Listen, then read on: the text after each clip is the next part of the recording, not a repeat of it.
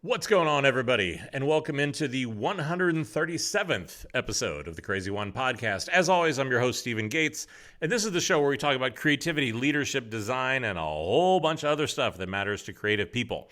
Now, as always, this is always the request. You can lip sync along with me. Do me a favor, if you like the show, tell somebody about it. Send it to a friend, leave a review, do something so that what we're talking about here helps other people, because it feels like we're in a moment where a lot of people could use some good advice. And I think along that track, that's what I want to do the show about today, because I think one of the things I get pretty consistently, we've done some other episodes about this, has really been the last 3 years for me. Because I've worked at agencies, I've worked at in-house, I've worked at a lot of other places. I decided to go out on my own. And I am rapidly coming up on the 3-year anniversary of that decision. So what I wanted to share is basically, what's that journey been like? What are the pros? What are some of the cons? And some of the things for me for going through this process, and try to share that in case this is something that's of interest to you. So let's start at the beginning just to give a little bit of background. So for those who don't know, about 3 years ago, I got laid off for the third time in my career. And whenever that happened, it comes with all of the uncertainty and all of everything else that comes along with that. I had hoped that based on the last 3 experiences that I had learned something, or I'd gotten a little bit smarter about it. But generally what had happened was I got told on Thursday I was getting laid off. I got laid off on Friday, and Monday I was going to reclaim my power and went back out to the internet to let everybody know that I'd been laid off. What ensued was about probably a 4 to 5 month journey of what I thought was going to be me documenting like my return to glory and to finding a new job, was me documenting none of that happening. And going through a lot of interviews and a lot of conversations with a lot of people and a lot of companies, and not finding what it was that I wanted, right? Like not finding a good position, not finding the salary, not finding a lot of things that I think ultimately kind of turned out to be the canary in the coal mine for where the industry is at today. It was the beginning of the devaluing and sort of contraction of design, and a lot of the situation where we see ourselves now. Now, I'd love to be able to tell you that whenever I did that, there was this plan, right? That like I knew that I was going to start my own thing and I was going to go out on my own. And once again, it's this great origin story, and that's not the truth. Because, and I think I can say this now, that I had been in a place of being so institutionalized and so conditioned about what I thought I wanted or what I thought I needed to be happy, that my main plan continued to be that I was going to go back and find a full-time job, and that in the meantime, I was just sort of going to freelance to pay the bills. And as I went through this process and I went through these interviews and became more and more disheartened for what continues to be, and we all need to recognize, is one of the most dehumanizing processes that there are out there, that I think under normal circumstances, it is hard enough. I think when you're creative, it's even harder, because you are going through a situation where all you are looking for is some hope. You are looking for some validation that you have made the right decisions in your career, and you're looking for other people to validate that you have talent, and that it is a process that is set up to give you almost none of those things. So I had been doing this freelancing because, look, the idea of going on my own was certainly not something new. I'd had people approach me for years. They've said for years. People had offered me money and other things like that to do it. And I had resisted it every single step of the way. There'd been a litany of different excuses and reasons why I didn't want to do it, shouldn't do it. It was going to be a bad idea. But I think I can say this now. In hindsight, the biggest barrier that I had, I think, came down to a few things. The first was that I didn't have any idea anymore of what I actually wanted or what I wanted to be happy. I had gotten to a place where so much of the answer to that question came from a big five or a career ladder or the next job that was offered to me or something like that, that I had rationalized that that was what I wanted. Whenever at the end of the day, that was not true. It was affecting my mental health. It was affecting my physical health. It was affecting my marriage, as I had turned into somebody that, in complete honesty, had spent at least 5 or 6 years doing no work that I was functionally proud of. I had accomplished things. I had done things. But whenever, and it came to light whenever I was doing a lot of those interviews where they'd say, oh, like show us a project or a design or a strategy you did in the last 5 years that you were proud of. And I was having to reach back before 5 years to be able to get to that. And that was a big eye opener for me. But I think that was what it was, is I didn't know what it was that I wanted. And I think the other thing in that moment was that all I could see was the downside. And I've talked about this in other episodes around really getting to the place of realizing, thanks to my friend Sylvia Baffour and her eternal guidance, which I'll always be thankful of just telling me and reminding me that discomfort is the cost of fulfillment, that what I wanted and the things that I wanted were on the other side of all the crap I didn't want to deal with. So even in light of that, I was doing freelancing, and honestly, I had 2 clients who came to me and said, look, dumbass, if you would actually just say that you're going to freelance all the time, like, we would pay you and even put you on retainer. And I kind of went like, wait a minute, so you mean this could be a business, or this is something I could do? So there was almost a fear of being happy. There was almost a fear of needing to be dragged kicking and screaming into what has been a huge amount of fun and a real return to me of loving what I do. But this was not, and look, I didn't start this company with any money. I didn't get any seed capital. I didn't get a loan. I just started. I sat down. I tried to think about, what is it that I have to offer? What is it we could do that would be different? And what do I want to bring to the market? And that's where I started and built the business from there. I've deliberately kept it small because for a lot of reasons, right? And if somebody wants to hear all that, I'll do a live or I'll do another show to follow up on that. I don't really think everybody's going to care a lot about the details here, right? But so that was 3 years ago, and I set off on this journey. And it's been amazing to me, like I said, of what I resisted for so long has let me fall back in love with design. It has let me fall back in love with my work, of reminding myself how creative I am, of doing work that I am proud of, that all of a sudden I am constantly behind on posting new work or new case studies of the work that we are doing because I'm busy doing the work. But with all of that as the setup, I've tried to sit down and kind of say, okay, look, like what are the pros and cons if you were thinking about doing this as somebody that's gone through it for the last 3 years? And so let's start with the cons, right? The cons are never the fun part. The cons are never and it's a bummer to end on those. So let's start with what I haven't loved.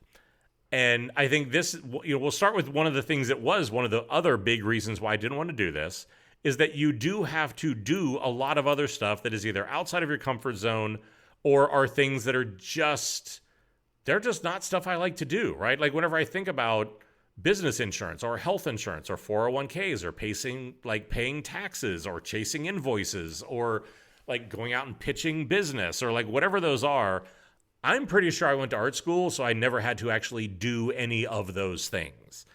But it is a part of it. And I think one of the things I've done well is to recognize what of those things should I do and what of those things should I try to delegate, whether that's through people that I brought on to help, whether it's stuff that my wife does. But it is an inevitable part of it that you need to understand, like, how do you actually set up an S Corp? Or how do you, and again, there's a whole episode around the stuff to think about.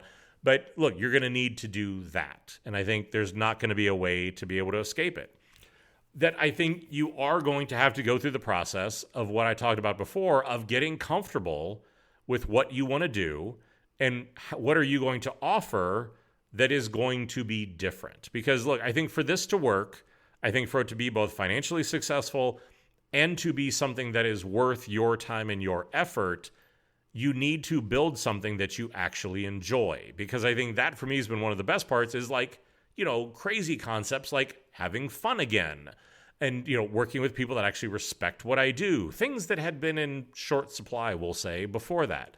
But a lot of what it is I think, and again, there's a whole nother episode about this, right? Like I think for so many people, we just haven't sat down to say, what do I want? What do I want to do? What makes me happy?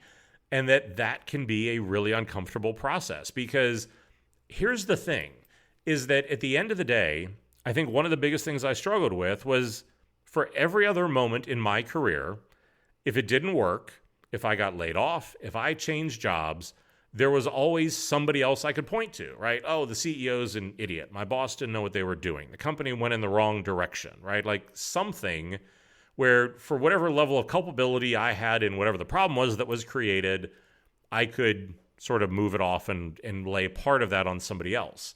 Well, whenever you do your own thing, and I'm very aware of this, if it doesn't work, everybody knows who fucked up, right? And I think that there's a lot of vulnerability, and I think for a lot of people, a lot of subconscious hesitancy in knowing that this is what I say who I am, this is what I say that I want, and this is the value, what does it say about me if it doesn't work? And I think that's a lot of what goes into this, is that there is also going to be an inescapable amount of uncertainty that is going to come along with this, right? You're going to have to pivot. You're going to have to evolve. You're going to have to put something out there, maybe before you're ready. But there's a lot of things that whenever you become an entrepreneur, and it's funny, 3 years later, that is still not a word that I associate with myself. I know I own a business. I know I pay taxes. I know some people call it that. That is not a word that I associate with myself. But you're going to have to act like a business person, and you're going to have to make decisions that are going to be hard and to be able to do some of those things. And I think it has been really good growth for me, but there's a lot of those things that just are not what gets me up and going in the morning. But I think if you're able to know when you need to ask for help, if you're able to take big problems and make them smaller, and if you're just able to start, to be able to sit down and ask yourself those questions, to think about what are those sort of things that if you have been frustrated with an industry, if you've looked at things and thought that could be smarter, that could be better, we should be doing things differently, that's often the great place and a really good place to be able to start. But again, knowing that it's going to take some level of vulnerability to be able to work through that and to think it through. But I think, all in all for me, that's really what the biggest cons have been, is just a lot of the day-to-day business stuff of books and those sort of things. And I think that for me, those have become so much more tolerable of those sort of things because of all of the pros and because of what I get to do. And the most interesting part for me in looking back at all of this comes down to one really simple moment. And it's the first moment of every day. Because what I realized was for far too long, I would wake up in the morning, I would start to sort of think about the day. I'd start to try to figure out what do I need to do? What are the meetings I need to be in? What do I need to do or deliver or talk to, or like whatever that was. And what I realized was that moment for so long was a moment when I just was trying to figure out how to survive the day.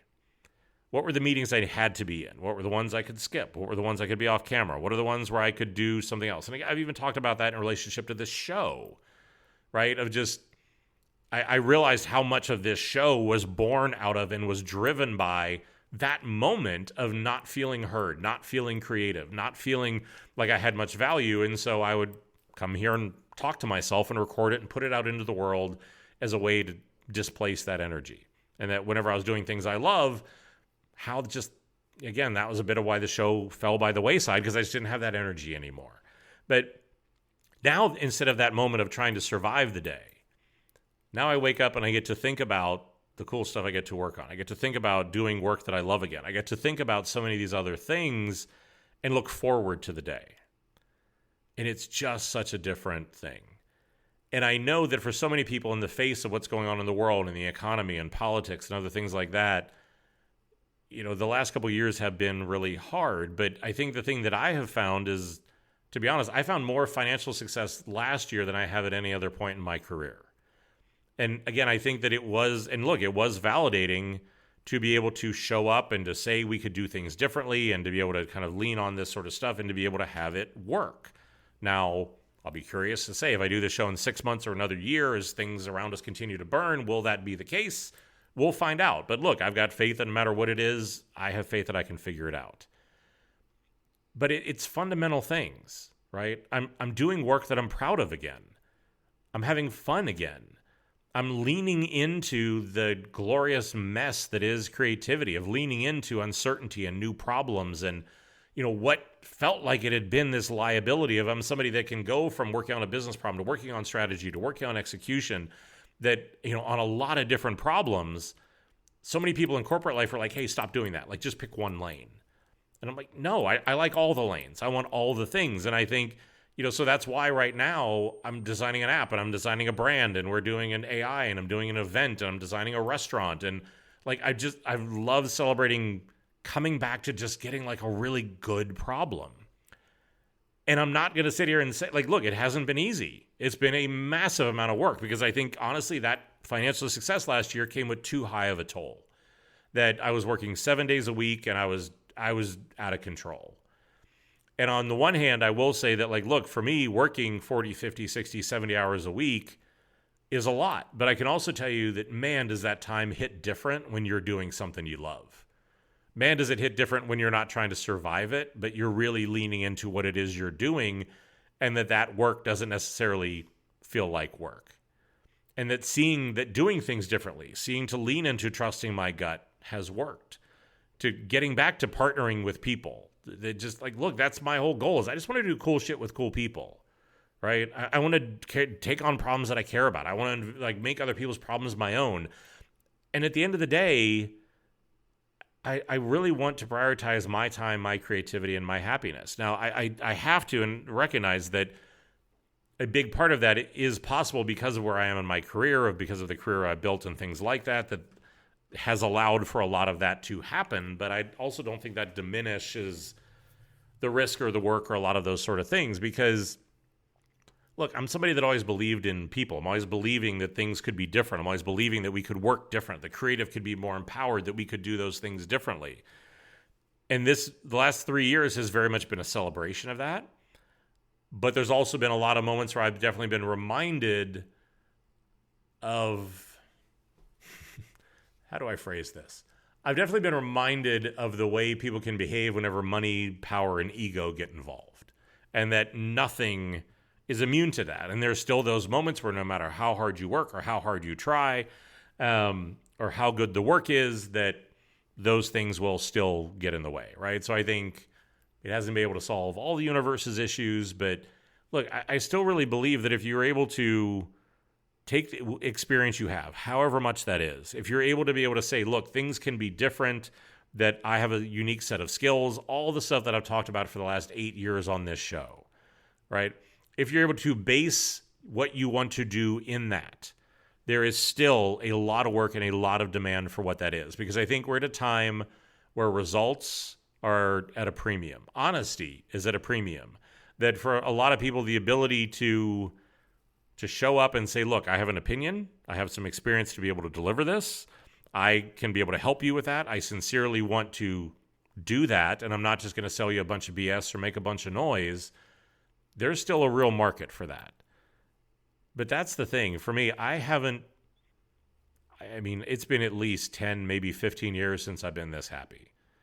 It's been, and I think that's not just based on the financial results. I think it's just getting back to work that I care about again, feeling like I have some control over my destiny, that, getting rid of that uncertainty that if some board of directors or some executive just randomly decides that they want to hire a consultant or go in another direction or do whatever it is, that everything I've done, everything I've built, all of that can just go away in a flash. And that, even if it sat in the back of my mind, took a real toll. And it was a toll I was tired of. It was a toll, I was tired of knowing how disposable I could be. And I think that's something we've seen over the last few years, is that realization has rolled through a lot of the big FANG companies, the Googles, the Yahoos, the Apples, the Metas, a lot of people who thought they were immune to that because tech was always immune to that. And, again, we're a family, which is a myth in business. And you saw it roll through that. And we've seen it where, again, what was the next safest segment, right, was government. Well, now we're seeing that, burn and, get completely upended. It's a moment of a lot of uncertainty. Look, I think that's, for me, the last several years. I keep thinking at some point we're going to hit the bottom. At some point we're going to, right, stop seeing great talent get laid off. At some point we're going to recognize that. But look, I think it's a moment where the industry for design and creativity is in a moment of contraction. I think we're seeing this because of business and AI and a lot of other stuff. But I also see it as a moment of opportunity. And look, I think at the end of the day, even if this fell flat on its face, even if this was something that didn't work, just the fact that I was willing, I guess, to bet on myself, to be able to build it from the ground up, to be able to grind to what that is, to be able to say, look, this is what I want to do, and just to try. Because I think I'd lost too much of myself along the way, right? It's part of the reason why I left New York City. It's part of the reason why I did a lot of the decisions I made, was just look, I'm tired of being who everybody else kind of thought I should be or something. But that's what I said. Like, look, I'm not going to sit here and say it's been easy. I'm not going to say that I've always had the answers. I'm in a moment right now where, look, we had 2 clients that were in the liquor business who have gotten, kind of destroyed, and their retainers have ended, and I'm about to have to go out and find new business and see if this model keeps working. And there's a huge amount of uncertainty and imposter syndrome and that sort of stuff that's there. And this is kind of feeding that fear of mine of like, hey, what if this all goes to hell? What if I can't pay my bills? What am I going to do to my wife and my family and everything else? But at the end of the day, I think it's just, I know if I can bet on myself and to be, to pivot and to do whatever I need to do, I'll find a way through. And that way through is not tied to, like, if I succeed, I'm the reason why, and if I fail, I'm the reason why. And I think falling back in love with that this isn't, based on some executive or decision or layoff or whatever, right? That, and I sort of joked, like, this isn't the days where, like, if I was on the USS Stupid and it sank, that I was going to be able to just, kind of go down with the ship or get dragged down. It's like, look, now I've got my own little boat and I can sort of row away if things go sideways and can kind of control where the boat goes. But for me, it's been worth it. I know it's, like I said, I know because of my brand, a lot of other things like that, my story is not typical.